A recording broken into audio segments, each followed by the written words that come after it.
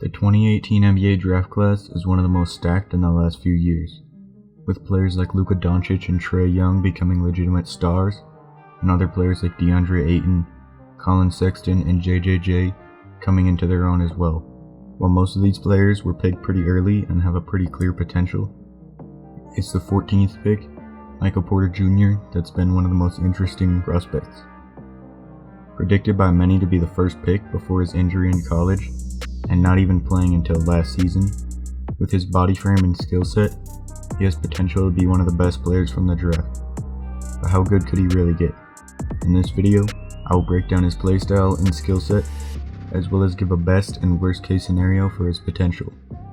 Now before we get this video started, I just want to say, as always, if you like this video, leave a like. If you like this kind of content, consider subscribing, and let's get right into it. MPJ in high school was unfair. Ranked second overall for the class of 2017, he was a man among children in high school, absolutely dominating.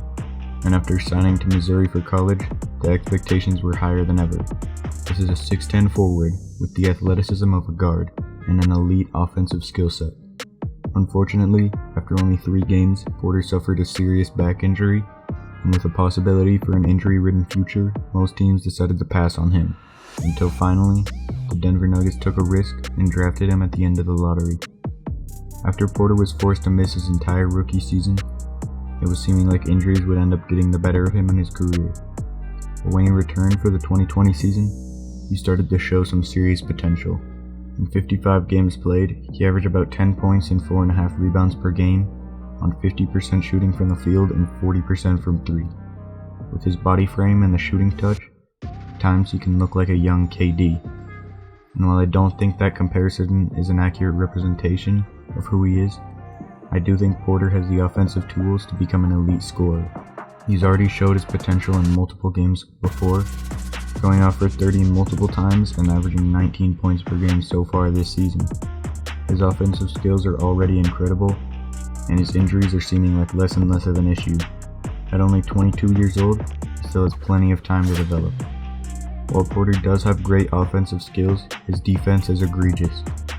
He's terrible at defensive rotations and guarding the pick and roll. He has the body frame and athleticism to be a solid defender, and he's decent at on-ball defense, but his team defense skills are terrible. Of course, he's only 22 years old, and he has plenty of time to develop that, but that should be a top priority considering the Nuggets starting lineup does not have a lot of defense with Murray and Jokic. With development as a team defender, even if he ends up at league average, he could be so much better as a whole.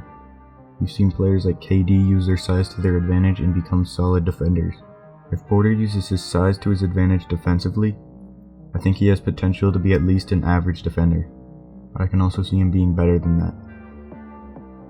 Until he gets better defensively, his potential will be limited, but I think the Nuggets know that.